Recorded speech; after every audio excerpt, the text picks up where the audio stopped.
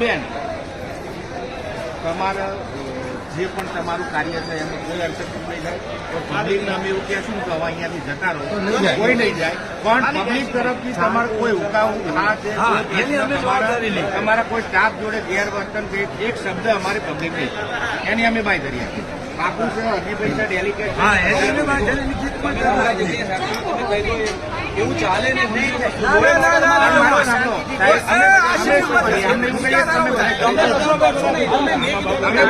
તમે જે આગળ કામ ન કર્યું એટલે આપ સમજાવો તો વડીલો જે આગળ અમે સાહેબ અમે એ તો ભાષણ કરીએ છીએ આપણે કશું કરવાનું નથી, આપણે ત્યાં ઉકાવું કરીએ.